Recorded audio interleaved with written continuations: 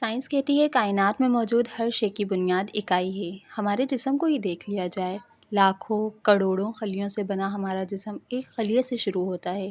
مادے کی شروعات ایٹم سے ہوتی ہے، یہاں تک کہ اربوں خربوں میل پر پھیلی اس کائنات کو اگر ریورس پروسیس میں ڈال دیا جائے تو یہ پوری کائنات محض ایک نقطے میں سمٹ جائے گی۔ مجھے سائنس کے اس نظریے پر کوئی اعتراض نہیں، مگر میری زندگی میں یہ قانون کمزور پڑنے لگتا ہے، کیونکہ میری زندگی کی بنیاد اکائی نہیں ہے بلکہ ایک تکون ہے، ایک ایسی تکون جس کے ہر زاویے کی پیمائش 60 ڈگری ہے، یعنی ہر زاویے کی پیمائش برابر ہے اور کسی بھی طرح ان تینوں زاویوں میں امتیاز نہیں کیا جا سکتا۔ اس تکون کے ایک سرے پر بابا جان کھڑے ہیں۔ بابا جان کا اور میرا رشتہ شیشے اور پتھر کا رہا ہے۔ شیشہ اپنی جگہ قائم رہے اس کے لیے پتھر سے فاصلہ ضروری ہے، اس لیے میں ان کے پاس جانے سے ہمیشہ گھبراتی رہی کہ کہیں چوٹ نہ کھا بیٹھوں۔ میرا ڈر کیسا سچا تھا۔ تکون کے دوسرے سرے پر نور الہدیٰ ہیں۔ ہادی بھائی نے میری زندگی کے ہر خلا کو بھر دیا۔ بنا مانگے انہوں نے مجھے وہ سب کچھ دے دیا جو مجھے کبھی کسی سے نہیں ملا تھا۔ انہوں نے مجھے چاہا بھی تو اپنے لیے نہیں بلکہ میرے لیے چاہا، ایک دم خالص اور بے غرض محبت، اور بدلے میں بھی کبھی کچھ نہیں مانگا۔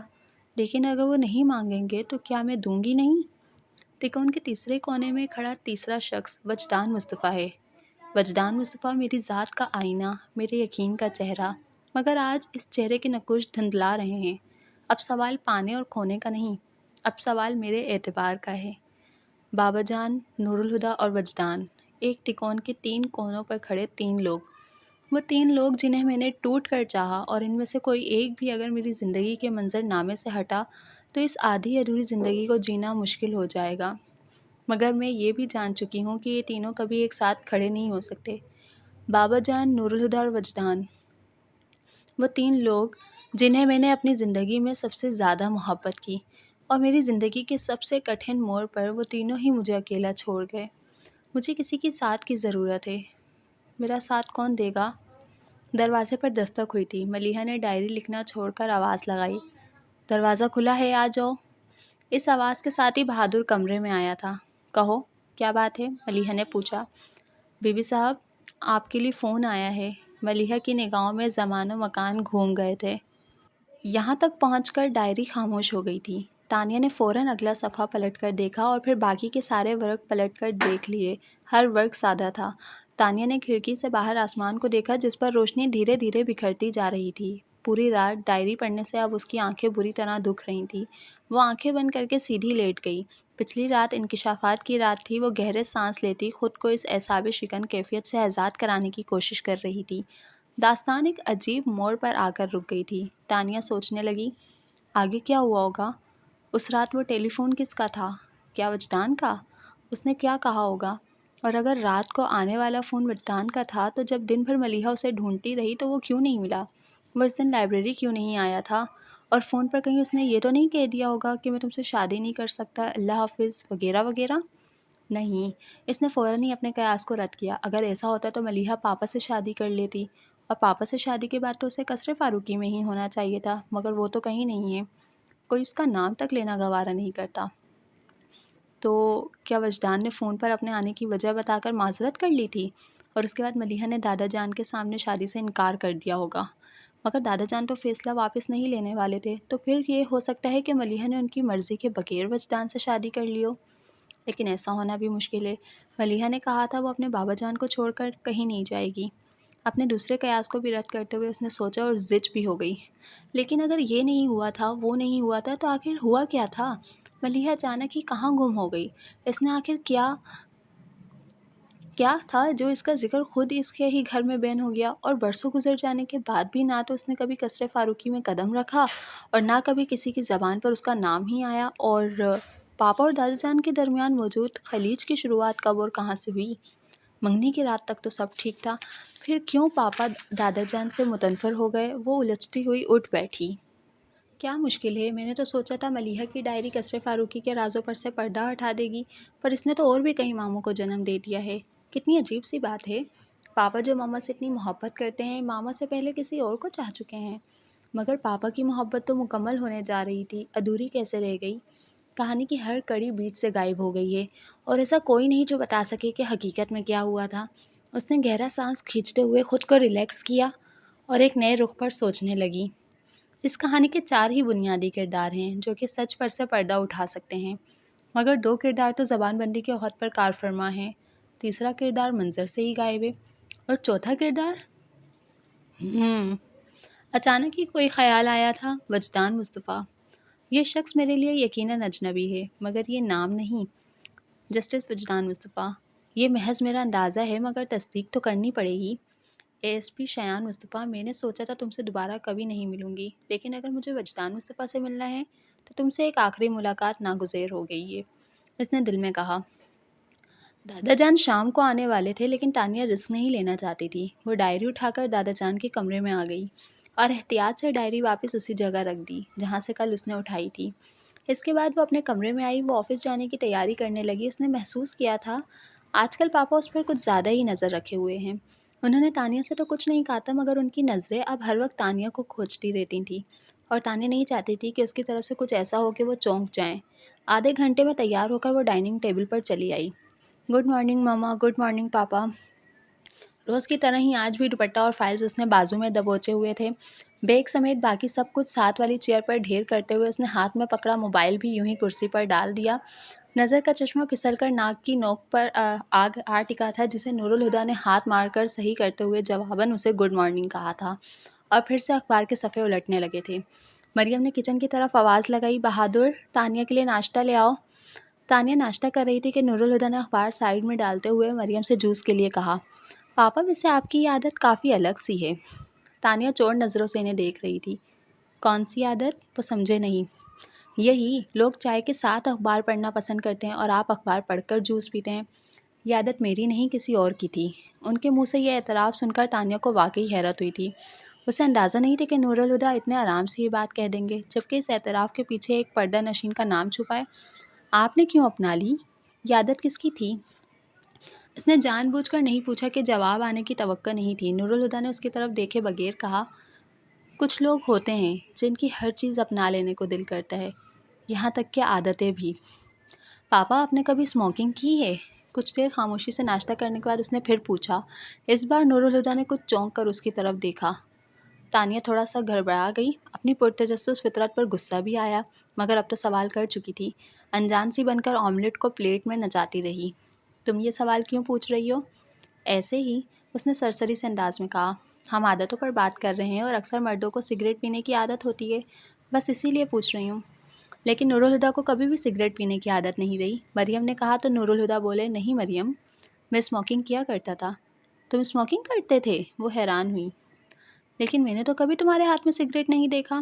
شادی سے کافی عرصہ پہلے میں نے اسموکنگ چھوڑ دی تھی، ورنہ لندن میں رہتے ہوئے اور پھر پاکستان آنے کے بعد بھی میں کچھ عرصے تک چین اسموکر ہوا کرتا تھا۔ اس کا مطلب ہے تم شادی سے پہلے کافی الگ تھے، اور شادی کے بعد تم نے بہت سی عادتیں بدل لیں۔ وہ دونوں آپس میں بات کر رہے تھے۔ تانیہ ناشتہ کر چکی تھی۔ نیپکن سے ہاتھ صاف کرتے ہوئے اس کی نظر ٹیبل پر نورالہدیٰ کے سامنے رکھے ان کے والیٹ پر پڑی۔ وہ ڈائری میں لکھی ہر بات کی تصدیق کر لینا چاہتی تھی۔ اس نے ہاتھ بڑھا کر والیٹ اٹھا لی اور پھر بڑے سرسری انداز میں نورالہدیٰ کا شناختی کارڈ نکال کر دیکھنے لگی۔ نام: نورالہدیٰ فاروقی۔ والد کا نام: مظہر فاروقی۔ اتنے سامنے کی بات نہ جانے میں نے پہلے کبھی کیوں نہیں نوٹ کی؟ اس نے سوچا اور کارڈ واپس والیٹ میں ڈال کر والیٹ ٹیبل پر رکھ دیا اور نارمل سے انداز میں چائے پینے لگی۔ نورالہدیٰ اس کی حرکت کو نوٹ کر چکے تھے، مگر مطلب اخذ نہیں کر سکے، اس لیے کچھ بولے نہیں۔ وہ اپنا جوس ختم کر چکے تھے، ٹیبل سے والیٹ اور دوسری چیزیں اٹھا کر جانے لگے تو تانیہ بولی، بابا جان، آج میں آپ کے ساتھ جاؤں گی، میری گاڑی میں کام نکل آیا ہے، آج ڈرائیور مکینک کے پاس لے جائے گا، مگر میں پہلے فیکٹری جاؤں گا، مجھے آفس چھوڑ کر چلے جائیے گا نا پلیز۔ آخر میں اس نے پلیز کو لمبا کھینچا۔ وہ ہنس کر بولے، ٹھیک ہے چلو پھر، آپ گاڑی میں چل کر بیٹھے، میں بس 2 منٹ میں آتی ہوں۔ وہ بول کر جلدی جلدی چائے پینے لگی۔ باپ کو ڈرائیور بنا دو۔ نورالہدیٰ نے اس کے سر پر دھپ لگائی اور جانے لگے۔ سنو، شام میں جلدی گھر آ جانا، مریم نے یاد آنے پر پکار کر کہا۔ نورالہدیٰ مسکراتے ہوئے پلٹے اور کرسی پر کونی ٹکا کر جھکتے ہوئے انہیں گہری نظروں سے دیکھتے ہوئے ذو معنی انداز میں بولے، کیا بات ہے، آج بڑے عرصے بعد شام میں جلدی گھر آنے کی فرمائش کی ہے؟ تانیہ کو ان کے انداز پر ایک دم سی ہنسی آ گئی۔ اس نے فوراً چائے کا کپ منہ سے دور کیا، ورنہ چائے اس کے کپڑوں پر چھلک جاتی۔ مریم کو نورالہدیٰ کی آنکھوں سے زیادہ تانیہ کی ہنسی نے بلش کر دیا تھا۔ بچوں کا تو خیال کر لیا کرو، وہ آنکھیں نکال کر بولی۔ بچے اب بڑے ہو چکے ہیں، ان پر کچھ اثر نہیں ہوا تھا۔ مریم زچ ہو کر بولی، اسی لیے تو کہہ رہی ہوں۔ اچھا، تو یہ بات ہے۔ وہ جیسے اصل مسئلے کو سمجھ گئے تھے۔ انہوں نے گاڑی کی چابی تانیہ کو پکڑا کر کہا، کپ چھوڑو، چائے آفس میں پی لینا، اور اب تم جا کر گاڑی میں بیٹھو، میں 2 منٹ میں آتا ہوں۔ نور الہدیٰ، میں تمہارا کیا کروں؟ بے اختیار مریم کی زبان سے نکلا، اور ہونٹ دبا کر ہنسی روکتی ہوئی تانیہ چابی پکڑ کر کپ رکھتی اپنا ساز و سامان اٹھا کر باہر بھاگ گئی۔ 2 منٹ بعد جب نور الہدیٰ کار کی ڈرائیونگ سیٹ پر آ کر بیٹھے تو ان کی مسکراہٹ دیکھ کر تانیہ بھی مسکرانے لگی۔ نور الہدیٰ نے اسے مسکراتے دیکھا تو ذرا روب سے بولے، تم کیوں ہنس رہی ہو؟ وہ بھی ان کی بیٹی تھی، جھجکے بغیر بولی، پاپا آپ نے کبھی نوٹ نہیں کیا؟ ماما شرماتے ہوئے بہت خوبصورت لگتی ہیں۔ اسے مروب نہ ہوتے دیکھ کر نور الہدیٰ نے بھی روب ڈالنے کا پروگرام ملتوی کر دیا اور ہنس کر بولے، ہاں مگر وہ شرماتی بہت کم ہے۔ خاص طور پر کل رات ڈائری پڑھ لینے کے بعد تانیہ کو نور الہدیٰ کی مریم سے محبت کو دیکھ کر مطمئن بلکہ خوش ہونا چاہیے تھا، مگر نہ جانے کیوں گاڑی سٹارٹ کرتے نور الہدیٰ کے چہرے پر مدھم سی مسکراہٹ دیکھ کر وہ اچانک آزردہ سی ہو گئی تھی۔ کیا پاپا کو ملیحہ ذرا بھی یاد نہیں؟ اس نے دکھ سے سوچا تھا۔ شام کو اس کی واپسی ہوئی تو خلاف معمول نور الہدیٰ بھی اس کے ساتھ تھے۔ ان دونوں کے پہنچنے سے پہلے اظہر فاروقی واپس آ چکے تھے اور اب فریش ہو کر لاؤنج میں سب کے ساتھ بیٹھے تھے۔ ان سے مل کر تانیہ اپنے کمرے میں آ گئی، پھر فریش ہو کر چینج کرنے کے بعد لاؤنج میں آئی تو نور الہدیٰ بھی چینج کر کے وہاں آ بیٹھے تھے، اور اب وہ مریم اور بابا جان تانیہ کی شادی کا ٹاپک لے کر بیٹھے تھے۔ تانیہ کسی رد عمل کے بغیر چپ چاپ دادا جان کے برابر صوفے پر بیٹھ گئی۔ اس کے دونوں بھائی بھی وہاں تھے، مگر ظاہر ہے اس ٹاپک میں ان کے بولنے کی گنجائش کہاں تھی۔ وہ دونوں آرام سے الگ تھلگ بیٹھے ایک دوسرے کے کان میں سرگوشیاں کر رہے تھے۔ تم دونوں نے انصر کے ماں باپ سے کوئی بات نہیں کی؟ بابا جان پوچھ رہے تھے۔ نور الہدیٰ نے جواب دیا، نہیں، مگر شاید وہ اور انتظار نہیں کرنا چاہتے۔ آج تیمور میرے آفس آیا تھا اور اب ہم سب کو اپنے گھر ڈنر پر بلایا ہے۔ کل شام عروسہ آئی تھی، اس نے مجھ سے بھی ڈنر کے لیے کہا تھا۔ صبح میں تم سے یہی کہنے والی تھی، لیکن تم تو… مریم نے بات ادھوری چھوڑی۔ نور الہدیٰ صبح کی بات کو یاد کر کے مسکرائے، پھر سنجیدہ ہو کر بولے، ڈنر کے لیے انکار نہیں کیا جا سکتا، اور وہ لوگ شادی کی بات بھی ضرور کریں گے۔ بالکل، مریم نے تائید کی۔ اب آپ دونوں طے کریں کہ اس بات کا جواب کیا دیا جائے۔ نور الہدیٰ سے پہلے ہی بابا جان ٹوک کر بولے، ہم دونوں یہ بات کیسے طے کر سکتے ہیں؟ یہ تو تانیہ فیصلہ کرے گی کہ اسے انصر سے شادی کرنی بھی ہے یا نہیں۔ تانیہ نے چونک کر ان کی طرف دیکھا۔ اسے بابا جان کے الفاظ پر کبھی بھی حیرت نہیں ہوتی اگر وہ ملیحہ کی ڈائری نہ پڑھ چکی ہوتی، مگر اب وہ حیرت سے انہیں دیکھ رہی تھی۔ بولو تانیہ، تم کیا چاہتی ہو؟ نور الہدیٰ نے اسے اپنی طرف متوجہ کیا۔ میں کیا چاہتی ہوں؟ وہ ان کے الفاظ پر کھو سی گئی۔ بھلا میں کیا چاہ سکتی ہوں؟ اس نے آہستہ سے کہا۔ پھر بھی بیٹا تم نے کچھ تو سوچا ہوگا، وہ اصرار کر رہے تھے۔ تانیہ چپ سی ہو گئی۔ بابا جان نے بھی اسے چپ دیکھ کر ٹوکا، بولو تانیہ، جواب دو۔ اب وہ کیا جواب دے گی؟ آپ نے کیا سنا نہیں؟ خاموشی نیم رضامندی ہوتی ہے۔ مریم اس کی خاموشی کو اس کا اقرار سمجھ کر مطمئن سی ہو کر بولیں تو بابا جان کی روح تک کسی خیال سے کانپ گئی تھی۔ خاموشی صرف رضامندی نہیں ہوتی مریم، کبھی کبھی خاموشی جبرن بھی ہوتی ہے۔ اپنے ساتھ لگا کر تانیہ کی پیشانی چومتے انہوں نے مزید کہا، تانیہ جواب دے گی اور اپنی زندگی کا فیصلہ وہ اپنے الفاظ میں کرے گی۔ اس کی واضح رضامندی کے بغیر تم عروسہ یا تیمور سے کوئی بات مت کرنا۔ بڑوں کے فیصلے بچوں کی زندگی سے بڑے نہیں ہوتے۔ وہ قطعیت سے بولتے تانیہ کے لیے ناقابل برداشت ہو رہے تھے۔ تانیہ نے ہمیشہ اپنے لیے انہیں پرشفقت پایا تھا، مگر اب وہ جانتی تھی کہ خود اپنی بیٹی کے لیے ان کے دل میں کوئی نرمی نہیں تھی۔